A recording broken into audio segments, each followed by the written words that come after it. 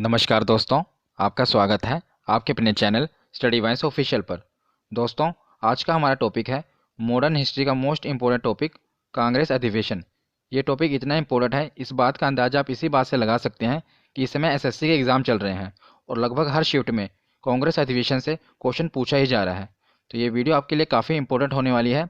अगर आप ये वीडियो को पूरे एंड तक देख लेते हैं तो इस टॉपिक से आपका कोई क्वेश्चन गलत नहीं होगा। और हाँ, अगर आप ट्रिक के चक्कर में आए हैं कि हम ट्रिक से याद कर लेंगे तो ये वीडियो आपके लिए नहीं है, क्योंकि मैंने पूरे लॉजिक वाइज इसमें समझाया है। इसमें मैंने ट्रिक से नहीं बताया है। अगर मैं विश्वास दिलाता हूँ, अगर आप पूरी वीडियो को देख लेते हैं तो आपको ट्रिक से याद करने की ज़रूरत ही नहीं पड़ेगी। मैं इतने अच्छे तरीके से आपको याद कराऊंगा। आपको बस वीडियो को एक बार पूरा कॉन्सेंट्रेशन से देखना है।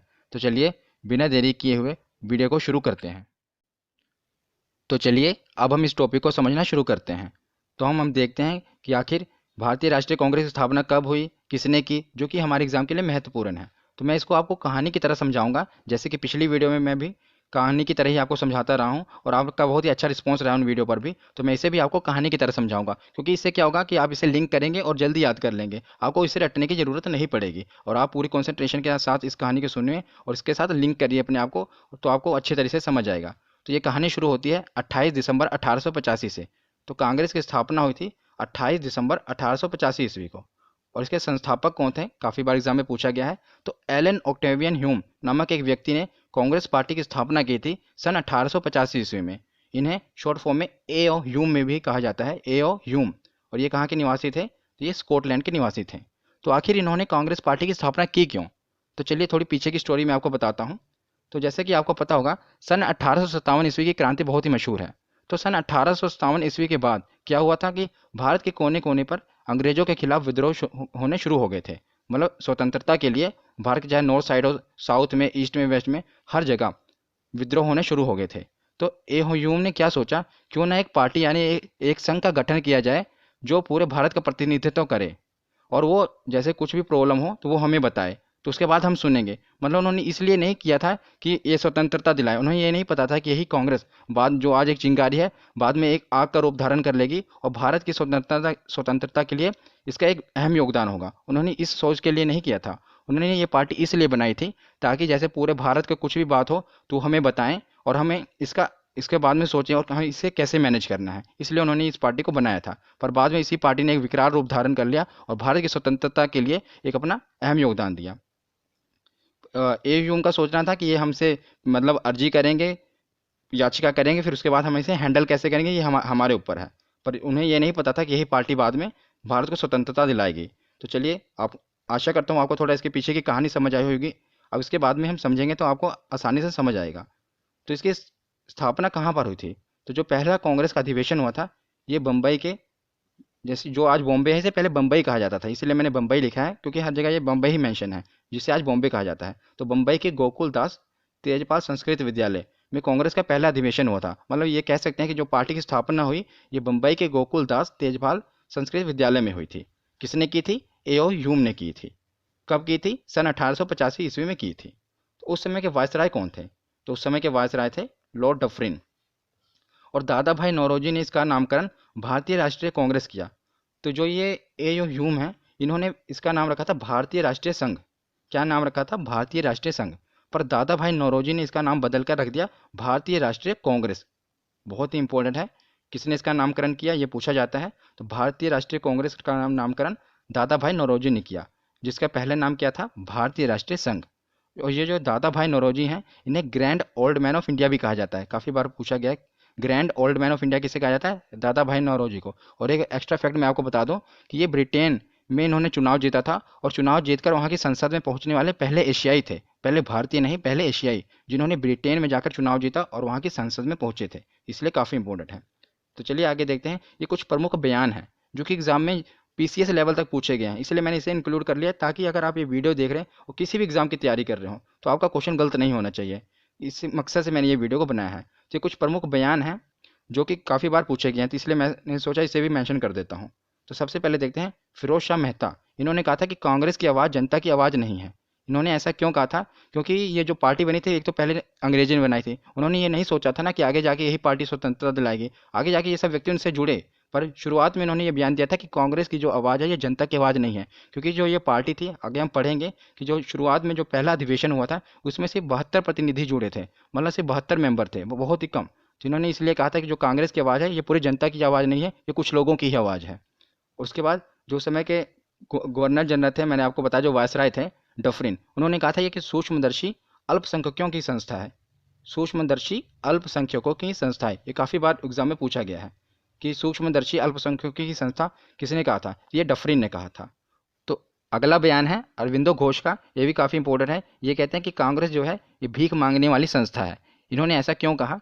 तो जैसा कि मैंने आपको पीछे बताया ना कि एओ ह्यूम ने पार्टी का गठन ही इस मकसद से किया था ताकि कुछ मेंबर हों और ये पूरे भारत का प्रतिनिधित्व करें, और कुछ कोई भी बात हो तो ये हमारे आगे रिक्वेस्ट करें, फिर उसके बाद हम देखेंगे इसे हैंडल कैसे करना है। मतलब जो जगह जगह पे विद्रोह हो रहे हैं उन्हें दबाया जा सके और हम कह सके कि हम आपकी बात को सुन रहे हैं, पर उस बात को सुना ना सके, बस हैंडल एक कहने की बात है कि वो कहा जा सके कि पूरे भारत की ये पार्टी प्रतिनिधित्व कर रही है और हम आपकी बात सुन रहे हैं। मतलब उसे कैसे हैंडल करना है ये अंग्रेज ही देखते थे, इसीलिए मतलब ये जो सरकार के आगे रिक्वेस्ट करते थे, इसीलिए उन्होंने कहा था कि जो कांग्रेस है ये भीख मांगने वाली संस्था है, ये संघर्ष करना नहीं चाहती।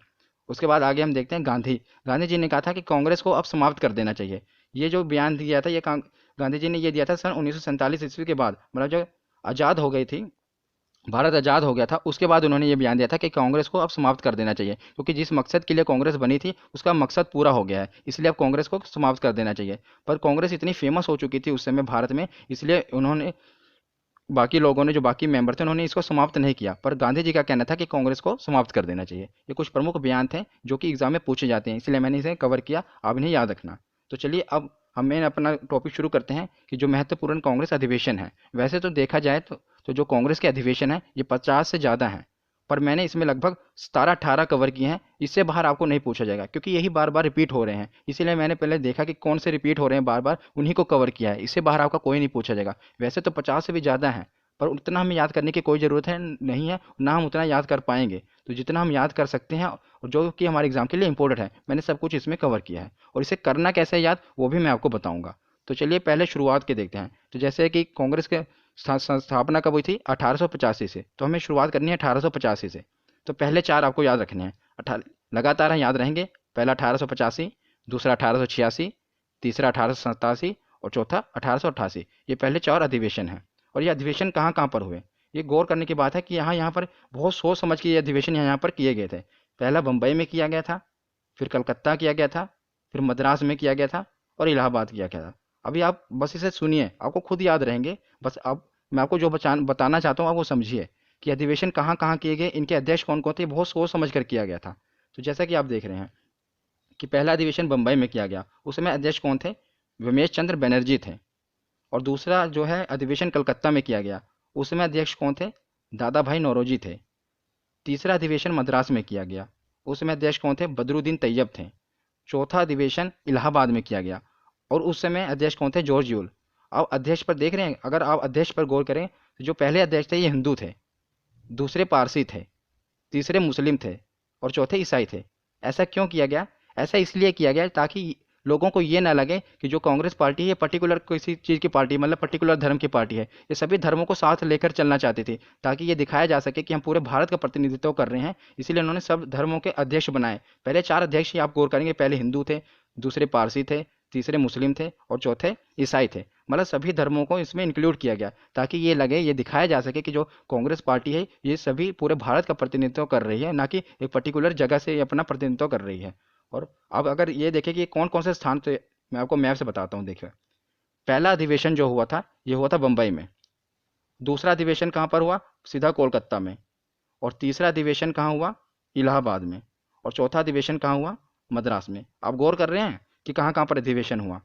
पहला तो बम्बई में हुआ जो कि भारत के पूरे वेस्ट में है, दूसरा कलकत्ता में हुआ जो कि ईस्ट में है, तीसरा मद्रास में हुआ जो कि साउथ में है, और चौथा इलाहाबाद में हुआ जो कि नॉर्थ में आ जाता है। तो देखा, इससे ये दिखाने की कोशिश की गई कि हम पूरे भारत के कोन को, मतलब हम एक जगह की पार्टी नहीं है, हम पूरे भारत को कवर कर रहे हैं। इसलिए उन्होंने अपने अध्यक्ष भी हर धर्म के रखे, और जो पहले चार अधिवेशन हुए वो भी भारत के चारों कोनों पे हुए। मैं आपको ये समझाना चाहता था। ये बस ऐसे ही आपको नॉलेज के लिए बता रहा हूँ, ये बस आपको याद रखने के लिए। तो चल अब हम मेन अपना देखते हैं। 1885 में मुंबई में विमेश चंद्र बनर्जी ने इसकी अध्यक्षता की। उसमें 72 प्रतिनिधियों ने भाग लिया था। इसीलिए तो कहा गया था कि ये सूक्ष्मदर्शियों की पार्टी है, क्योंकि जो पहले बाद में जो इसके अधिवेशन हुआ था उसमें बहुत कम मेंबरों ने भाग लिया था, सिर्फ 72 प्रतिनिधियों ने भाग लिया था। और दूसरा कलकत्ता में हुआ, जिसमें दादा भाई नौरोजी ने भाग लिया। तीसरा मद्रास में, जिसमें बदरुद्दीन तैयब ने। इससे क्या पूछा जाता है कि जो कांग्रेस के पहले मुस्लिम अध्यक्ष कौन थे, तो कांग्रेस के पहले मुस्लिम अध्यक्ष कौन थे? बदरुद्दीन तैयब। ये क्वेश्चन इतना बार पूछा गया कि पूछ पूछ के घिसा दिया गया इस क्वेश्चन को कि पहले मुस्लिम अध्यक्ष कौन थे, तो बदरुद्दीन तैयब थे। नेक्स्ट देखते हैं 1888 में इलाहाबाद में हुआ। जॉर्ज यूल इसके अध्यक्ष थे और ये पहले अंग्रेज अध्यक्ष थे। तो पूछा जाए पहले मुस्लिम अध्यक्ष कौन थे, तो बदरुद्दीन तैयब थे। पहले अंग्रेज अध्यक्ष कौन थे, तो जॉर्ज यूल थे। और पूछा जाए कि पहले अध्यक्ष कौन थे, तो वो विमेश चंद्र बनर्जी थे। इससे हमें इतना सीखने को मिला और आप इसे याद रखिएगा क्योंकि इससे बहुत बार क्वेश्चन पूछा गया है इतने पार्ट से। तो नेक्स्ट देखते हैं। अब ये देखिए, आप घबराइएगा मत, बहुत ही आसानी से आपको याद होगा। बस वीडियो को आप पूरा एंड तक देखिए और अगर एक बार नहीं याद होता, एक बार आप पूरा देख लेंगे समझ तो आ जाएगा आपको। फिर दूसरी बार देख के नोट्स बनाइए, उसके बाद आपको इसे देखने की जरूरत नहीं पड़ेगी जिस हिसाब से मैं आपको समझा रहा हूँ। अब देखिए इसे याद कैसे करना है। हमने 4 याद करी हैं। उसके बाद ये इंपॉर्टेंट है 1896 का। हमको 1896 और उसके साथ याद करना है 1911। क्यों याद करना है मैं आपको बताता हूँ। इन दोनों से क्या पूछा जाता है? हर बार यही पूछा जाता है कि पहली बार वंदे मातरम कहाँ गाया गया और पहली बार जनगण मन कहाँ गाया गया। अब देख रहे हैं ना, एक पहली बार वंदे मातरम गाया गया और एक पहली बार जनगण मन कहाँ गाया। तो दोनों ही कोलकाता में गाए गए, स्थान एक ही है, याद रखिएगा, कलकत्ता। दोनों स्थान कलकत्ता में गए। कलकत्ता में ही ज़्यादातर अधिवेशन भी हुए हैं कांग्रेस के, क्योंकि जो कलकत्ता था ये अंग्रेजों के टाइम, आपको पता है कि दिल्ली से पहले भारत की राजधानी कौन सी थी? कलकत्ता ही थी। इसलिए ज़्यादातर अधिवेशन जो हुए हैं कलकत्ता में ही हुए, क्योंकि कलकत्ता एक प्रमुख स्थान था। तो पहली बार जो वंदे मातरम गीत गाया गया ये भी कलकत्ता में गाया गया, और जो पहली बार जनगण मन गाया गया ये भी कलकत्ता में गाया गया। और जो पहली बार वंदे मातरम गाया गया ये किसकी अध्यक्षता में गाया गया, ये बहुत बार पूछा गया है। तो ये रहमतुल्लाह सयानी की अध्यक्षता में गाया गया। याद रखिएगा किसकी अध्यक्षता में गाया गया? रहमतुल्लाह सयानी की अध्यक्षता में पहली बार वंदे मातरम गाया गया। तो ये कलकत्ता में गाया गया। और 1911 में कलकत्ता में ही विश्व नारायण धर की अध्यक्षता में जनगण मन गाया गया। तो ये दो आपको लिंक करके रखने हैं, 1896 और 1911। इन दोनों को इकट्ठा याद करना है कि पहली बार वंदे मातरम ये भी कलकत्ता में गाया गया, पहली बार जनगण मन ये भी कलकत्ता में गाया गया। और जो वंदे मातरम के अध्यक्ष थे रहमतुल्लाह सयानी थे, और जनगण मन के अध्यक्ष कौन थे? विश्व नारायण धन। ये दो याद हो गए। और आपको ये 3 इकट्ठे याद करना है, 1905, 1906 और 1907। इनको इकट्ठा याद करना है। अब याद कैसे करना है मैं आपको समझाता हूँ, वही अपनी कहानी से। तो उसके बाद अब हम देखते हैं 1905। अगर आप गौर करेंगे तो मैंने आपको पिछली वीडियो में बताया भी हुआ है, अगर आपने वीडियो को देखा होगा। मैं आपको बता दूं कि इससे पहले मैंने आधुनिक भारत, मध्यकालीन भारत और प्राचीन भारत को बहुत अच्छे से कवर किया है। अगर आपने नहीं देखा तो आप अपने चैनल स्टडी वाइंस ऑफिशियल में जाके हिस्ट्री की प्लेलिस्ट में जाकर उन्हें देख सकते हैं। आपका बहुत ही अच्छा रिस्पॉन्स रहा है। मैंने बहुत ही अच्छे तरीके से और छोटी सी वीडियो में आपको बहुत कुछ कवर कराया है। तो उसमें मैंने ये बताया हुआ था कि जो सन 1905 ईस्वी में क्या हुआ था कि अंग्रेजों ने बंगाल का विभाजन कर दिया था, मतलब बंगाल को 2 टुकड़ों में बांट दिया था। आज आप जो देख रहे हैं ये जो बांग्लादेश बन गया, उस समय भी ऐसे पूर्वी बंगाल और पश्चिमी बंगाल को बांट दिया गया था। बाद में एकजुट हो गए थे और बाद में पाकिस्तान बन गया था, लेकिन 1905 ईस्वी में भी इसका विभाजन कर दिया गया था। इसके विभाजन करने के बाद वाराणसी में एक बैठक हुई थी। कहाँ पर? वाराणसी में। जिसकी अध्यक्षता किसने की थी? गोपाल कृष्ण गोखले। तो गोपाल कृष्ण गोखले कौन है? ये गांधी जी के गुरु भी माने जाते हैं। गोपाल कृष्ण गोखले ये गांधी जी के राजनीतिक गुरु हैं। कौन? गोपाल कृष्ण गोखले। इनकी अध्यक्षता में बंग भंग आंदोलन का समर्थन किया गया। मतलब उसके विरोध में बंग भंग से क्या बनता है? बंग भंग मतलब बंग को भंग किया गया, मतलब बंगाल को विभाजित किया गया। उसके विरोध में आंदोलन किया गया, उसका समर्थन किया गया था। क्योंकि 1905 में ही, आप याद रख सकते हैं ना इसे, कि 1905 में ही बंगाल का विभाजन हुआ था। तो उसी समय बंग भंग आंदोलन का समर्थन किया गया था 1905 में ही। पूछा क्या जाता है कि बंग भंग आंदोलन का समर्थन कब हुआ था? तो सन 1905 ईस्वी में। और इसके अध्यक्ष कौन थे? याद रखिएगा, अध्यक्ष ही पूछा जाता है। तो गोपाल कृष्ण गोखले जो गांधी जी के राजनीतिक गुरु हैं, ये उनके अध्यक्ष थे। तो 1905 के बाद मैंने बताया था आपको ये तीनों इकट्ठे याद रखने हैं, 1905, 1906 और 1907। तो अब देखते हैं 1906। तो 1906 भी कहाँ पर हुआ? कलकत्ता में ही हुआ। ज़्यादातर मैंने आपको बताया ना अधिवेशन कहाँ पर हुए थे? कलकत्ता में ही हुए थे। तो ये भी दादा भाई नौरोजी की ही अध्यक्षता में किया गया था। और इसमें क्या है कि स्वराज शब्द का प्रयोग सबसे पहले किया गया। किसकी अध्यक्षता में? दादा भाई नौरोजी की अध्यक्षता में स्वराज शब्द का सबसे पहले उपयोग किया गया था। ये भी याद रखिएगा। तो 1905 हो गया, 1906। उसके अगले साल अब आते हैं 1907। 7 का जो हुआ ये कौन से स्थान पे? देखो आप 7 से लिंक कर सकते हैं। 7 सूरत, मतलब राइमिंग बैठ रही है ना, 7 सूरत। तो 1907 में सूरत में ही हुआ था कांग्रेस का अधिवेशन। ये किसने किया था? रास बिहारी घोष ने। किसने?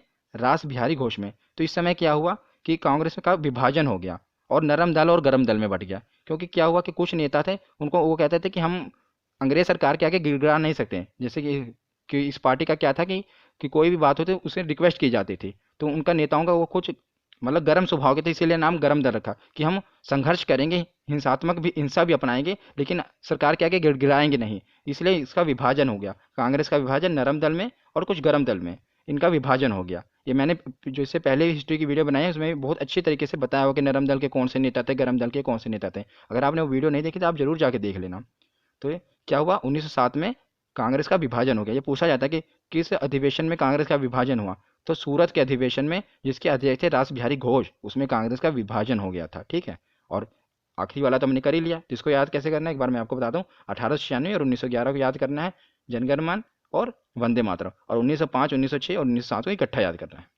तो उसके बाद अब कुछ ही बचे हैं, इन्हें भी देख लेते हैं। तो अब हम देखते हैं 1916, ये कहाँ पर हुआ? लखनऊ में। और अंबिका चरण मजूमदार, वेरी वेरी इंपॉर्टेंट, ये भी पूछा भी गया था इसलिए इसको इंक्लूड किया है। 1916 में लखनऊ में अंबिका चरण मजूमदार अध्यक्ष थे। ये क्यों पूछा जाता है ये भी मैं आपको बताता हूँ। क्योंकि इस समय जितने भी विभाजन हुए थे ना, जैसे मैंने आपको बताया था अभी पीछे हमने पढ़ा ना कि 1907 में क्या हुआ था, कांग्रेस का विभाजन हो गया था। और 1916 मतलब 9 सालों बाद क्या हुआ, जितने भी विभाजन हुए थे, जैसे 1906 में क्या हुआ था, मुस्लिम लीग बट गई थी। मतलब मैंने आपको बताया नहीं इसमें, मैंने पिछली वीडियो में बताया हुआ था कि जो मुस्लिम लीग की स्थापना हुई थी 1906 ईस्वी में हुई थी। ठीक है ना, अब बता देता हूँ। तो और जो नरम दल गरम दल हैं, इनकी विभाजन हुआ था 7 में। तो क्या हुआ कि 1916 में ये जितने भी दल थे सब एकजुट हो गए। अब यहाँ पर आप देखेंगे ना, यही पूछा जाता है कि सब दल जो थे इनका समझौता कब हुआ। जैसे मुस्लिम लीग, कांग्रेस, नरम दल और गरम दल, सबके मध्य में समझौता हो गया, मतलब सब आपस में एकजुट हो गए।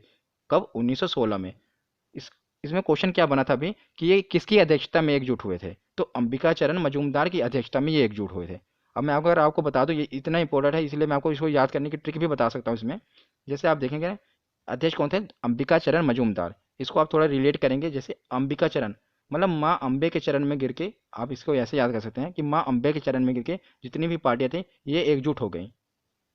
माँ अम्बे के चरण में गिर के जो पार्टियां थी वो एकजुट हो गई। उन्होंने माँ अम्बे के चरण में गिर के ये कसम खाई कि अब हम एकजुट हो जाएंगे, मतलब एकता में रहेंगे। ठीक है ना, ये इंपॉर्टेंट है इसलिए मैंने आपको थोड़ा ट्रिक से बता दिया क्योंकि ये अभी पूछा भी गया था।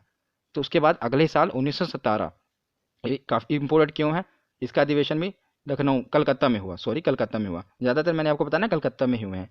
और इसकी अध्यक्षता किसने की थी, तो एनी बेसेंट ने की थी। और ये क्यों इंपॉर्टेंट है, क्योंकि ये प्रथम महिला अध्यक्ष थी। अब थोड़ा हम रिपीट करते हैं।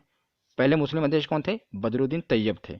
तो और उसके बाद पहले अध्यक्ष कौन थे? तो विमेश चंद्र बनर्जी थे।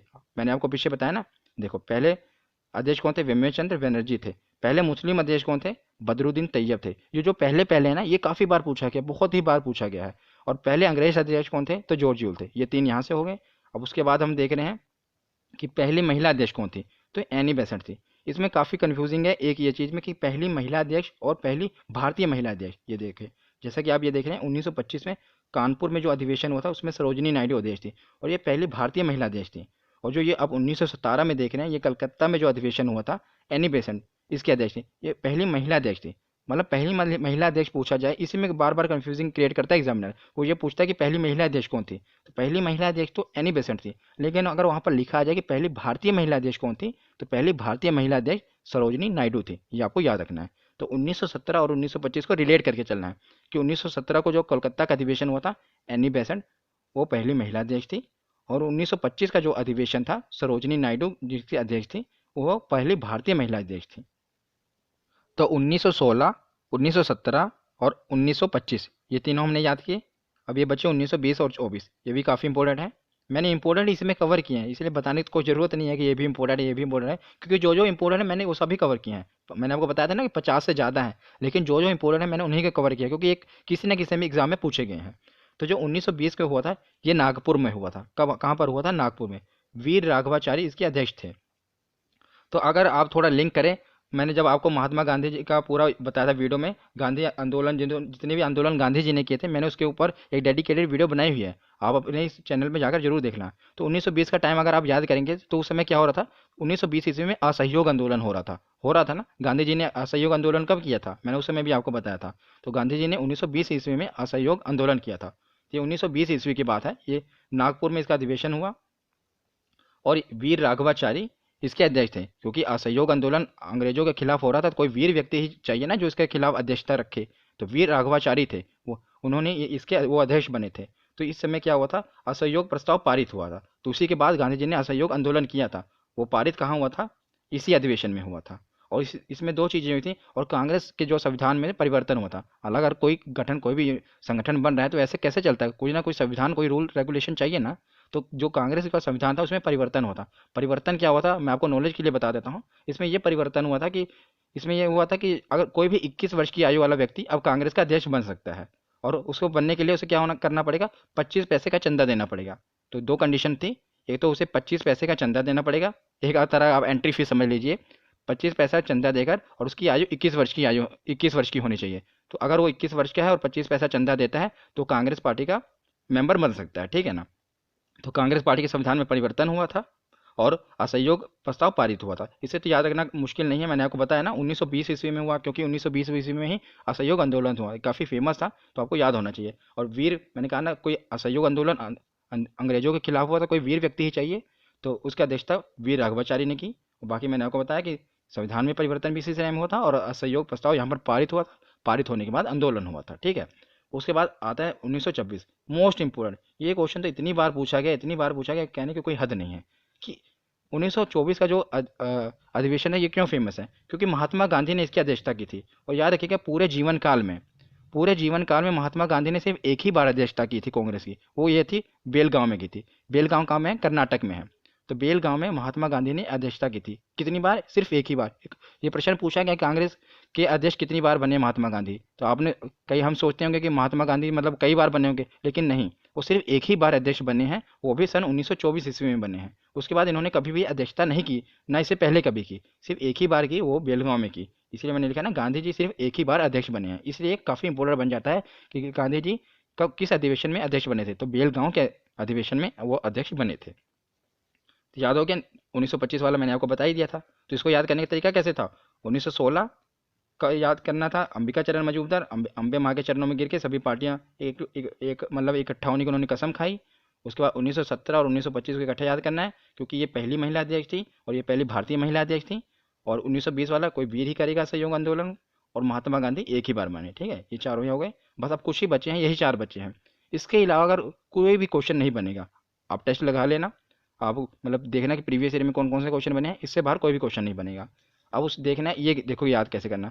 1919 1929 और 1931 ये दोनों पाकिस्तान में हुए, एक लाहौर में हुआ और एक कराची में हुआ। और इसकी अध्यक्षता भी किसने की, एक भारत के प्रधानमंत्री ने की, और 1931 वाले भारत के उप प्रधानमंत्री। भारत के पहले प्रधानमंत्री कौन थे, जवाहरलाल नेहरू, और भारत के पहले उप प्रधानमंत्री कौन थे, वल्लभ भाई पटेल। तो दोनों ने ही पाकिस्तान में अध्यक्षता की थी। इंटरेस्टिंग है। जो जवाहरलाल नेहरू थे इन्होंने लाहौर में की थी, लास्ट याद रखना, लाल लाहौर। और जो कराची वाला है ये वल्लभ भाई पटेल ने की थी, ठीक है ना, 2 साल बाद। तो इसमें हुआ क्या था, जो लाहौर में अधिवेशन हुआ था, इसमें पूर्ण स्वराज की पहली बार मांग हुई थी कि अब हमने पूर्ण स्वराज चाहिए, मतलब पूर्णतः स्वतंत्रता चाहिए, अब अंग्रेजों को हमें भगाना है। अब पूर्ण स्वराज की मांग कब हुई थी, जवाहरलाल नेहरू की अध्यक्षता में हुई थी। इससे आप याद रख सकते हैं कि इन्होंने मांग की थी, इसीलिए इन्हें प्रधानमंत्री बना दिया गया। मतलब ऐसा हुआ नहीं था, मैं आपको याद रखने के लिए बता रहा हूँ कि इन्होंने कहा था कि पूर्ण स्वराज की मांग की थी, इसीलिए इन्हें प्रधानमंत्री बना दिया गया। क्योंकि ये क्वेश्चन पूछा जाता है कि पूर्ण स्वराज की मांग किसकी अध्यक्षता में हुई थी, तो जवाहरलाल नेहरू की अध्यक्षता में हुई थी। पर और ये कहाँ पर हुई थी, लाहौर में अधिवेशन हुआ था, ठीक है ना। नेक्स्ट देखते हैं 1931 कराची, 2 साल बाद कराची में हुआ। उन्हें प्रधानमंत्री बना दिया गया, कौन, वल्लभ भाई पटेल। और इन्होंने क्या किया था कि मौलिक अधिकार प्रस्ताव पारित हुआ था। मतलब इस अधिवेशन में क्या हुआ था कि कुछ मौलिक अधिकार के जो प्रस्ताव थे वो पारित हुए थे वल्लभ भाई पटेल के अधिवेशन में। उसके बाद नेक्स्ट देखते हैं, दो ही बचे हैं, एक 1937 और एक 1947। 1929 और 31 को इकट्ठा याद करना है, और 1937 का तो आप याद कर ही लेंगे। 37 का क्यों इंपॉर्टेंट है, 37 का इसलिए इंपॉर्टेंट है, ये भी अध्यक्षता जवाहरलाल नेहरू ने की थी, याद रखना।